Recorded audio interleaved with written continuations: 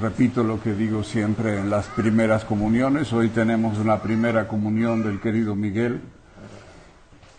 Y siempre que el buen Dios tiene la gracia de entrar por primera vez en el alma de un niño, hay algún milagro. Entonces pidan una gracia especial durante esta misa. Bien, antes de pasar un poco a hablar de la primera comunión, alguien el otro día puso en nuestro grupo de las misiones un pedazo de un film que les recomiendo ver. Es un film sobre la vida de Santo Tomás Moro, un santazo al que yo tengo una especial predilección. ¿Y por qué tengo una especial predilección por el querido Santo Tomás Moro? Porque Santo Tomás Moro tenía todas las condiciones para no ser santo. Era un hombre muy inteligente, económicamente bien colocado, era después del rey de Inglaterra, fue primer ministro de Inglaterra, entonces después del rey venía él.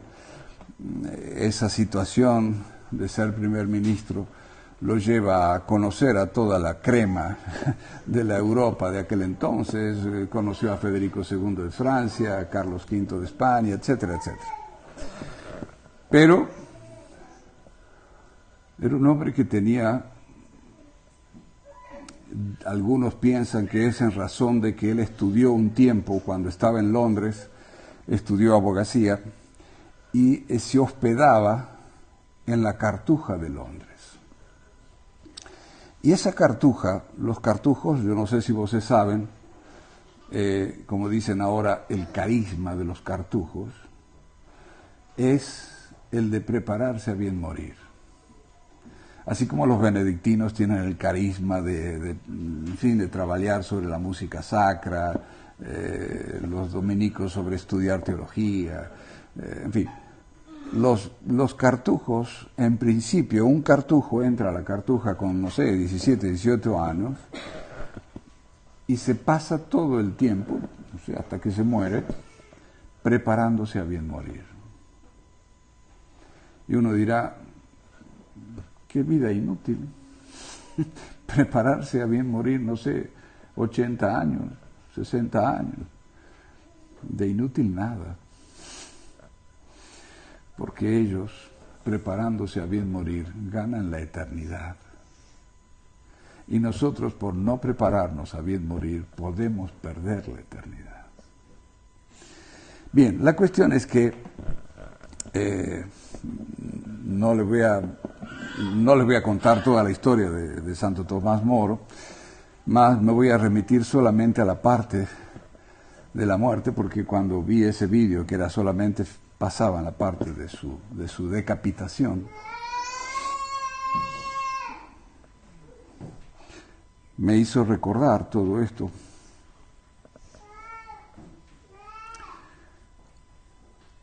Tomás Moro es condenado a muerte por no aceptar el adulterio del rey Enrique VIII con su hija, ojo.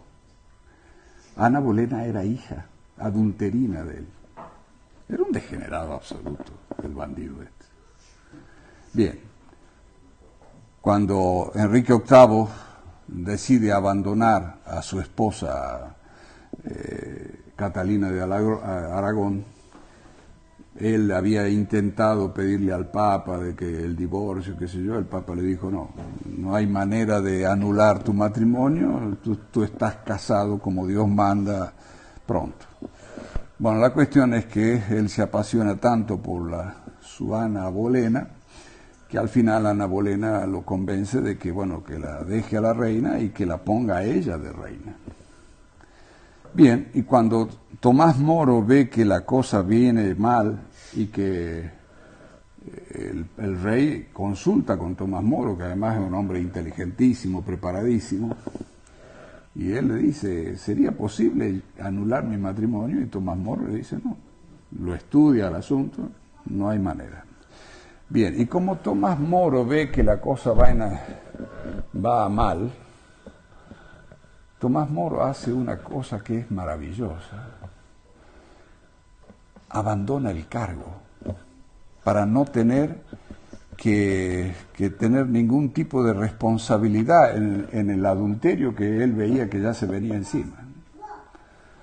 Entonces, él deja el cargo de primer ministro, él renuncia al cargo. Uno dice, ¿quién haría una cosa así hoy en día? Bueno, él renuncia al cargo y bueno, Enrique VIII se junta con la Ana Bolena, la declara reina. Dicen que cuando van en el carruaje para hacer la reina en Westminster, la gente no sale a cumplimentarla. Había 3, 4 borrachos ahí que estaban ahí saludando a la supuesta reina y nadie más. O sea, era un vacío que le hacía el pueblo de Inglaterra a la Ana Bolena, bien, al amante de su rey. La cuestión es que, claro, Ana Bolena se sentía muy incómoda porque el pueblo no la apoyaba y sobre todo lo que más molestaba y lo que más pesaba era el silencio de Tomás Moro. Tomás Moro no decía nada del tema. Entonces, hasta que al final lo conminan a que diga.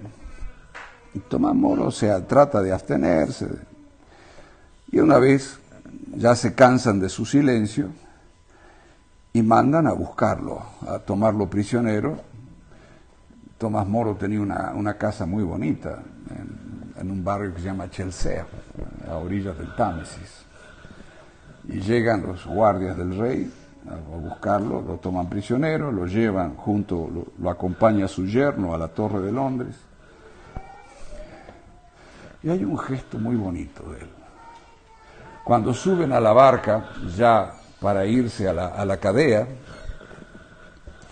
él le dice al yerno, he vencido. Y el yerno lo mira a su suegro diciendo, ¿cómo? ¿Qué has vencido si te están llevando a la cadea? Y él dice, he vencido mis sentimientos. Porque él tenía una familia bien formada, su esposa, su hijo, criados, en fin. Y él sabía que podía terminar en el martirio. Y claro, el hecho de la tentación de decir, bueno, sí, Ana Bolena es la reina, déjeme en paz, lo podía haber hecho. Pero no iba contra lo que era la verdad de sus sentimientos. Y además iba a ser un mal ejemplo, porque él había sido primer ministro y toda la gente estaban viendo qué hacía el primer ministro, el ex primer ministro. Bien, la cuestión es que llega a la Torre de Londres. La Torre de Londres es un lugar que es la cadea de todos los que atentaban o tenían problemas con el rey. Y en su celda, donde estaba Tomás Moro, estaba él solo, una celda toda de piedra a pocos metros del Támesis, en invierno un frío espantoso, una humedad terrible. Arriba de él, la celda que estaba arriba, estaba prisionero el cardenal Fisher, que fue el único obispo de Inglaterra que no se opuso al adulterio del rey. Eso les digo esto para que vean que los obispos no son todos santos. Bien, otro día hablamos de Thomas Fisher. La cuestión es que el rey pretendía ponerlo preso a Tomás Moro y primero le dejó llevar libros para que se entretenga leyendo, en fin, un brasero para que se aqueza. Y a medida que veía que Tomás Moro no se rendía, le iba sacando los libros, le sacaba el brasero, al final se quedó con lo que tenía puesto.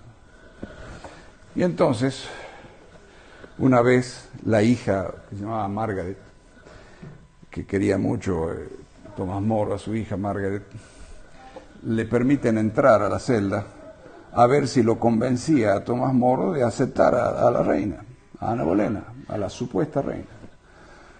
Entonces Margaret le dice a a su padre: Tomás, pai, tú dile que aceptas a la reina, a Ana Bolena, y nos vamos a casa. ¿Qué estás haciendo tomando frío acá? Te estamos extrañando en casa.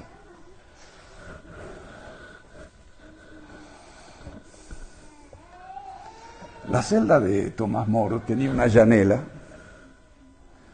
angosta, alta, y la llanela estaba con un primer andar, y la llanela da a la puerta por donde salían los condenados a muerte.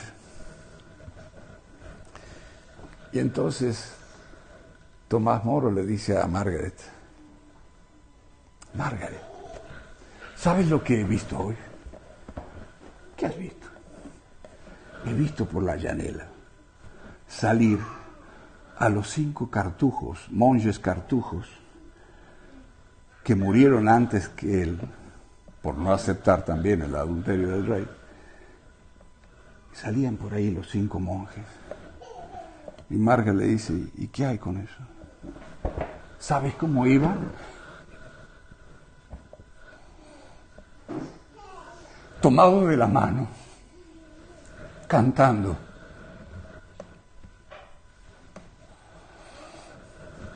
Iban a una fiesta. Y tú me pides que yo no me una a esa fiesta. No. Estoy deseando ir a esa fiesta. Un día me tengo que morir, Margaret. Prefiero morirme ahora cantando como esos monjes. Claro, Margaret dijo: no hay caso. Mi padre sigue en sus 7. Creo que fueron 6 o 7 días después, Tomás Moro sale por esa puerta por donde habían salido los cartujos. Y los cartujos tuvieron una muerte espantosa. La pena de muerte que tenían los ingleses era terrible. Era un triángulo de madera, grande, alto, 3 lados, y le hacían de 3 lados porque a veces se aforcaban a varios, entonces tenían que caber a muchos lugares. Hay un triángulo alto, ponían en un carro mato tirado por unos caballos a los ejecutados, les ponían la soga, tiraban el extremo, y en un momento hacían andar al carro, y claro, al andar el carro, los ejecutados, salía el carro y caían pendientes y se aforcaban. Pero no terminaba ahí el asunto. Los ingleses, antes de que muriesen aforcados, les cortaban la soga y, estando en vida, les arrancaban el corazón, porque tenían la idea de que en el corazón residía el alma. Incluso está el famoso caso del monje cartujo, uno de ellos, que dicen que cuando ¿cómo se dice?, el algoz le abre el peito, el cartujo consigue decirle: por favor, no me tires el corazón. Y hay un cuadro famoso de Zurbarán donde está él con su corazón en la mano. Bien, por supuesto tampoco quedaba ahí, porque le cortaban el corazón, después lo descuartizaban y colgaban una pierna, un brazo, un tórax, la cabeza, en las puertas de la entrada a la ciudad de Londres, para que vean lo que cuesta ser católico. A Tomás Moro no le hacen esa muerte tan difamante, en razón de que había sido primer ministro, el rey, y lo mismo con Thomas Fisher, que era cardenal, lo decapitan. Bien, el 6 de julio, creo que fue, 1535, sale Tomás Moro por esa puerta y lo llevan a un lugar que es más cercano, donde incluso hay un monumento ahí donde dice: acá fue decapitado Tomás Moro. Tomás Moro era un hombre genial, capaz, una lucidez intelectual impresionante, y también tenía su sentido de humor. Y cuando va a subir al lugar donde lo van a decapitar, se tropieza y hace una broma, y después sube y le dice al que le va a cortar la cabeza, le da su última moneda y le dice: faz bien tu trabajo, porque si no vas a pasar vergüenza delante de toda esta gente. Hace una oración, se ayoela, pone su cabecita en un pedazo de madera que había ahí, y el algoz le corta la cabeza. ¿Y qué pasó? La cabeza se la ponen en una pica en una de las puertas de Londres, y Margaret, la filia, pagó a alguien para que se la robe. Y así fue que se conserva la cabeza por un lado, y después, con el tiempo, se consiguió identificar el cuerpo de Tomás Moro, porque fue echado a una fosa común, y se consiguió identificar el cuerpo, y el cuerpo está en una capilla de la Torre de Londres, y la cabeza está en una iglesia de un pueblo cercano a Canterbury. Y me llamó la atención porque cuando fuimos a ver la capilla para ver el tema de la cabeza, tú entras en las capillas inglesas y son unas capillas preciosas, de la Edad Media, góticas, románicas. Pero claro, el 90% o 99% fueron tomadas por los ingleses y son anglicanas actualmente. Pero cuando entré a esa capilla dije, bueno, acá voy a ver la reliquia de Tomás Moro, un santo católico que fue condenado por ir contra el rey de Inglaterra. Entonces yo pensé que esa capilla era católica. Y no era católica, era anglicana. Pero ¿cómo será la infundia de Tomás Moro, que los mismos anglicanos lo toman a Tomás Moro como un santo? Lo cual, si ustedes se ponen a pensar, es un contrasentido, porque es un santo católico que murió supuestamente por atentar contra el rey de Inglaterra, y que hace en una iglesia anglicana, una iglesia que se origina a partir del adulterio de Enrique VIII. En fin, que se entiendan ellos. A lo que voy, en definitiva, queridos fieles, a veces es bonito e interesante estudiar cómo han muerto los santos. Y ese gesto que tiene de Tomás Moro de envidiar la muerte de los monjes. Claro, los monjes cartujos, para ellos era normal llegar el día de la muerte porque se habían preparado años para eso.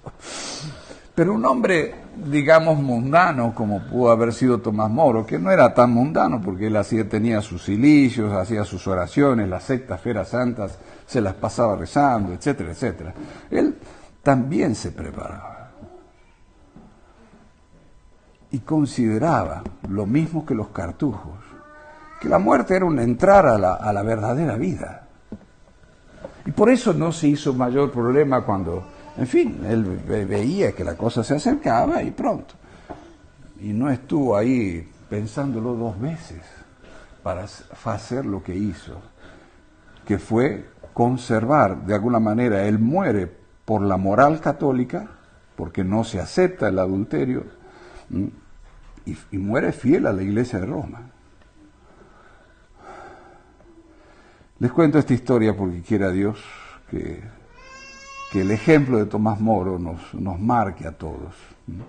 Todos un día tenemos que morir, tarde o temprano, y si podemos morir de una manera heroica, no hay que perderse esa oportunidad. Aunque incluso pueda ser a los ojos del mundo agraviante o lo que fuese. No hay que esquecer que nuestro Redentor murió en una cruz, que era una muerte agraviante, vergonzosa. Entonces, si Dios en su infinita misericordia nos pone en situaciones que podemos llegar a tener una situación como la de Tomás Moro, ojo, que no estamos muy lejos.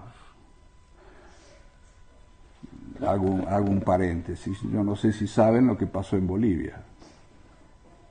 Hace poco se prohibió que se hable del cristianismo, etcétera, etcétera, en Bolivia. O sea, cada vez va a más. Mañana puede ser acá eso.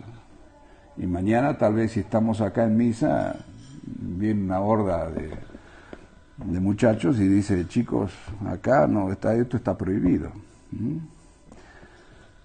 Y tal vez tenemos ese honor de poder morir mártires. No hay que pedirlo, pero yo diría que no hay que descartarlo.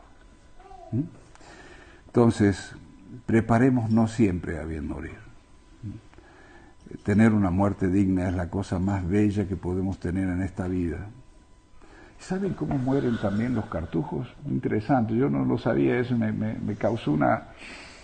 Cuando lo entierran envuelto en una sábana, los mismos cartujos hacen la fosa, hacen las ceremonias religiosas, lo ponen al cuerpo, lo tapan, ponen una cruz y ni siquiera el nombre del monje en la cruz. Se olvidan de él. Rezan por su alma, esas cosas.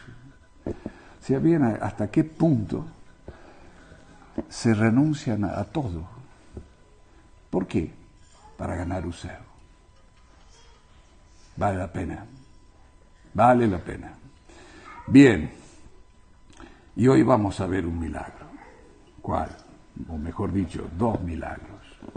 El primer milagro lo vamos a ver cuando se acerque Miguel a recibir la primera comunión. ¿Y cuál va a ser el milagro? Y sí, piensen ustedes que él va a recibir al autor de cielos y tierra, al que hizo el sol, las estrellas. El infinito va a entrar en ese finito. Y yo estoy seguro que Miguel se va a levantar, se va a ir de rodillas a hacer su acción de gracias. Y no sé, no creo que muera. No suelen morir. Y sin embargo va a tener al infinito en su corazón. Y ese mismo infinito después, hoy lo vamos a tener expuesto en el altar. Entonces, cuando hacemos la exposición del Santísimo, está ahí el infinito, la infinita sabiduría, la infinita bondad. Y le vamos a pedir perdón por todas nuestras miserias. El objetivo de hacer una exposición ahora un poco es una manera de reparar las barbaridades que se cometen durante el carnaval. Entonces, pedir en reparación por los pecados que se cometan en el carnaval, por los pecados que nosotros hemos cometido en el carnaval alguna vez. Y para que la Santísima Virgen de Lourdes guarde siempre en pureza al querido Miguel y a su familia y le obtenga muchísimas gracias. Ave María Purísima.